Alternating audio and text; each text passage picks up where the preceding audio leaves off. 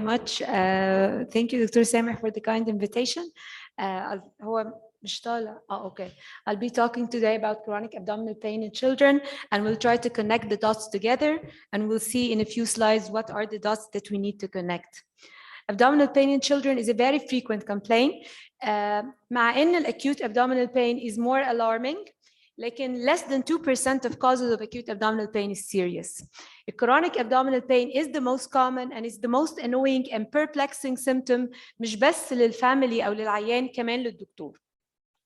فهيفضل دايما دورنا كجنرال pediatrician أو حتى general pediatrician with a special interest in the gastroenterology field is to identify the more serious cases, to identify the cases presenting with chronic abdominal pain that need special management. That's my outline for today. Epidemiology, identifying the wrong criteria, different patient stories, and then some core messages. General pediatricians usually see 1 in every 10 patients with the complaint of chronic abdominal pain. And if you are a gastroenterologist, you're more lucky. You will see almost 50% referrals because of chronic abdominal pain. Chronic abdominal pain is a very vague symptom. It represents or it identifies long-lasting pain, which could be intermittent or continuous. ما فرقش قوي الديفينيشن ده اللي هو كان introduced by the American Academy of Pediatrics with Nesbigen ما بين الfunctional organic causes، لكن الشرط الأساسي كان إن الpain interfere with the activities of the child. It has a very long list of differential diagnoses, and again, as gastroenterologists, we're very lucky that the most common causes are gastrointestinal, and the most common is the functional causes of abdominal pain. To bridge the gap between the organic and functional diagnosis, the dots that you need to connect are a very good history and a very good examination with focus أساساً على warning symptoms and signs. يعني كل هدفنا في الهيستوري and examination إن أنا أدور على أي red flags. أول red flag هتفضل دايماً growth failure. growth failure مش لازم أنا أقابل العيان وهو already faltering، لكن أول ما الgrowth plateau, this is a red flag with the chronic abdominal pain. It can't be functional. وهقول بعد شوية يعني إيه functional. أي blood anywhere، hematemesis، melena، bleeding per rectum، positive ocal blood لو معمول بشروط حقيقية مظبوطة. Therefore, any blood is a red flag. ما ينفعش يعدي unnoticed. Presence of fever مع chronic abdominal pain, especially if it has a pattern, it's another red flag. Oral ulcers ممكن جدا توديني في ناحيه immune diseases زي الانفلاماتوري باول او كرونز. اي skin lesions، انا دايما I like to refer to the skin as our endoscopy. يعني if it's difficult to do endoscopy to every patient you see with chronic abdominal pain, look thoroughly at the skin. Skin tells you what's happening from within. لو في inflammation في الintestine, it will show erythema nodosum, pyoderma gangrenosum, perianal pathology. You have to look at the skin. Persistent vomiting or dysphagia, chronic diarrhea, especially if bloody, and the blood is always a red flag. Genitourinary symptoms, any abnormality or any localized pain in the right or lower, in the right upper or right lower quadrant. Any findings that you feel uncomfortable about in the right lower quadrant, في الناحية اليمين دي, you have to consider it as a red flag, because the right iliac quadrant is a pathology for many serious diseases, Crohn's disease, even Yersinia enterocolitis, chronic appendicitis. So always any finding in the right iliac fossa is a red flag. أي organomegaly is a red flag, and أي family history of an organic GIT pathology, say peptic ulcer disease, inflammatory bowel disease, is a red flag.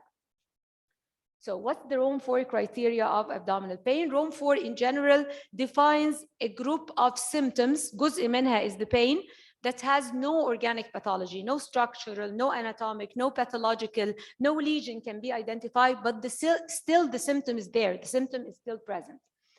You don't need to investigate cases that you suspect to be functional. You don't need to investigate. You need to follow a very good history, and you need to do very good examination to exclude red flags, and then you diagnose the case. لو عملنا a long list of investigations, so the whole Rome idea is not valid anymore.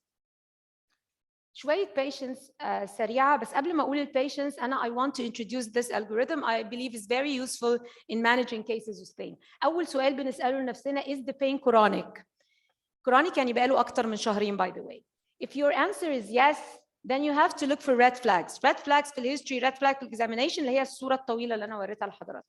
If you find the red flag, you're very lucky. Your patient might not be very lucky, but you are lucky because if you identify a red flag, investigate and treat. If your patient had bloody diarrhea, do colonoscopies, do whatever, and treat the cause.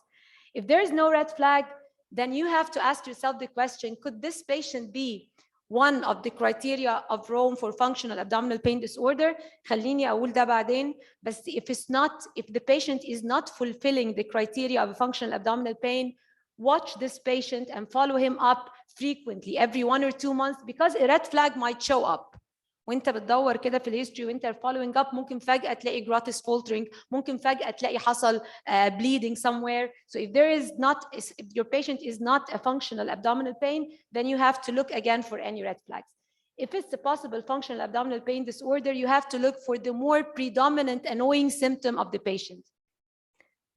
If the most predominant symptom is ان العيان بيوصف طوبة ببطنه، حاسس ان في طوبة، باكل اكل المعلقه الثانيه احس ان الاكل واقف هنا، او وجع فظيع في الحته دي وبيشاور على الابيجاستريك، this is a patient with functional dyspepsia.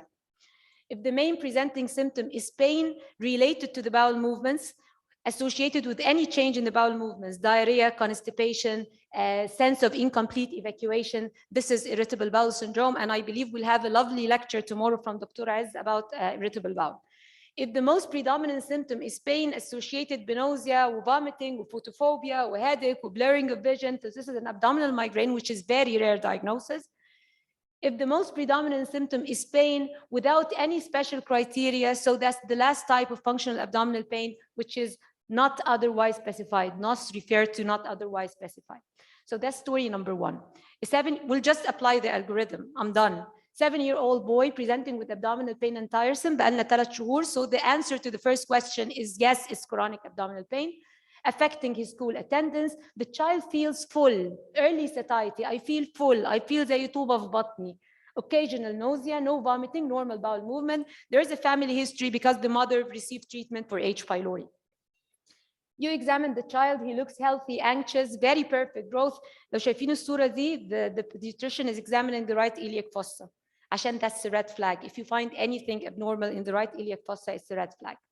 طبعا, because all the internet groups and all the WhatsApp groups says that if the mother has H. pylori positive and you did a stool test and it's positive, so treat for H. pylori. But he received once and twice courses for H. pylori as a cause of his abdominal pain. And now the test is negative, alhamdulillah, but the pain is still there. And this is very classic. So we're just following the algorithm. The pain is chronic and we are not able to identify any red flags.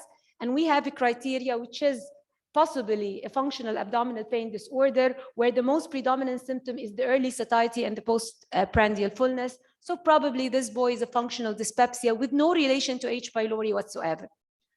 So these are 2 important practice points.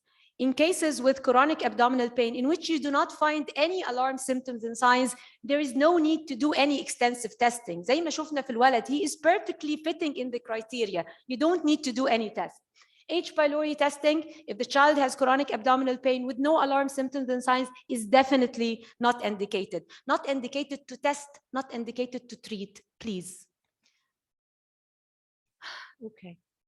So what's the action plan? The action plan should actually fulfill the concern of the mother of the child and should satisfy the doctor, because the mothers are very anxious. She needs testing. She thinks that something serious is going on, and she usually demands and put pressure on the doctor to do tests. And the child is very anxious. And although he is in pain, لكن هو مش عايز يبقى يعمل test, the blood test ولا stool test. And the doctor believes that this is a classic case of functional abdominal pain, and I'm pressured by the mother to do tests, and I need a psychiatrist's help. I'm not trained in the psychiatry field. So that's the basis of the management. You need to establish a child-family pediatrician relationship. If you lose the trust, if you cannot establish it in the first place between the mother and yourself and the child, so the management will fail, definitely. And I believe this is the only difference between anyone who's managing chronic abdominal pain. إزاي أنا نفسي مقتنع فهقدر أقنع الأم إن nothing is serious. وأقدر أقنع الأم إن I'm always there if something shows up. Because red flags can happen as we move, زي ما هقول بعد شوي. دايما بقول إن خلي ال expectations بتاعتنا very realistic. يعني ما ينفعش أقول للأم إن الولد هيبقى زي الفل وبطنه مش هتوجعه أبدا, because this is not true. Functional disorders usually recur, especially in conditions of stress, in conditions of anxiety of any cause. So the expectations should be very realistic. helpful tools في الدايت طبعا موجودة بالذات في الفانكشنال dyspepsia. Small frequent meals, avoid fatty, spicy or acidic food. كل دي حاجات helpful. And again we can use medicine زي cephalosporin, peppermint oils. And I was very surprised and happy to find in the market small capsules for children to swallow that has peppermint oil. It's very helpful in cases of functional dyspepsia and IBS. Prokinetics طبعا. وفي الآخر definitely we can need the help of a psychiatrist at some point of time. Story number 2, 11 years old, diffuse abdominal pain of 6 months duration. So again, that's chronic. الستولز بتاعتها بقت more frequent 2 to 4 times, semi-formed مش diarrhea قوي, وفيها undigested food. Examination, growth is normal, perfect يعني, and she has only mild distension. Is the pain chronic? Yes, بقالنا 6 شهور. Are there any red flags? الحقيقة لأ.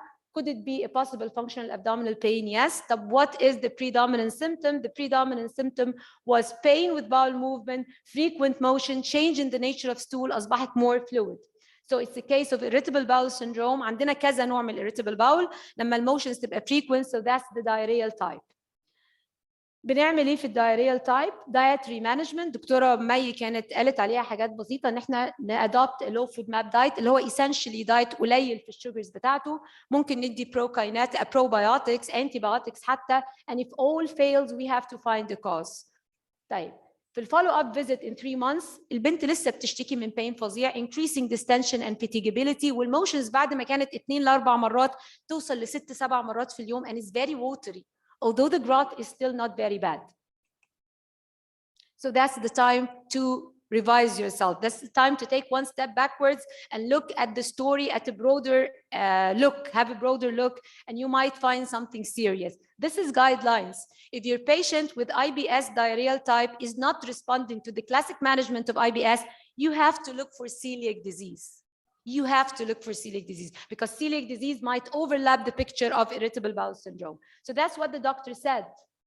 Tissue transglutaminase, normal IgA tissue transglutaminase is positive, and that's the time to look for celiac disease. Endoscopy, upper column, that's the normal, واللي تحت is the celiac disease. That's an important practice point. Testing for celiac is cost effective in patients who present with irritable bowel, the diarrheal type, يعني pain with diarrhea, and not responding to the standard care اللي هو dietary management and reassurance.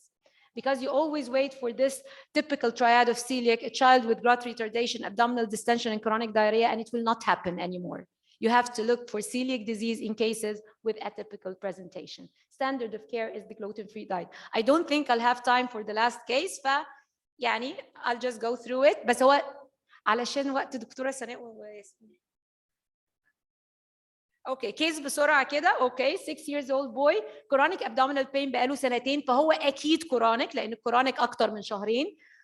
Paroxysmal episodes associated with headache arthralgia, and the child feels I feel the pain everywhere. ممكن يتهيأ لنا ان ده abdominal migraine. اوكي لكن في red flag واضحه ان this pain was associated with fever.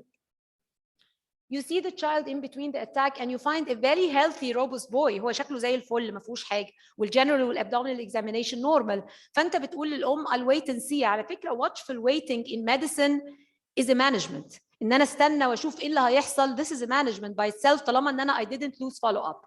So you see the child in between the attack and the mother sends you this photo on the WhatsApp. دكتور احنا دلوقتي تعبانين, بطنه وجعاه جدا, الراش ده موجود, رجله شكلها وارم شويه. طب هاتي العياده بص عليه, بطنه مش قادر تحط ايدك عليها. This is a red flag. Is the pain chronic? Yes. Red flags, yes. Investigate and treat. And when you investigate this child, you find that the inflammatory marker serum amyloid A is very, very, very high, which makes the patient candidate to do a genetic study for FMF, which proved to be positive. So, فين الالجوريثم؟ colchicine طبعا for life. That's the core messages. Abdominal pain is a very puzzling symptom because it's vague and it has a very long list of differential diagnoses. The dots that you need to connect is a very good history, a very good examination looking at red flags, mainly يعني looking at red flags. Watchful waiting is a management by itself. إن أنا await and see what is going to happen is a management by itself. Develop a safety net. This is the clue to success in management. لازم العيان يحس إن you're around him everywhere. You will not lose follow up and you are ready to revise your diagnosis if anything shows up. Thank you very much. Thank you very much, Dr. Marwa.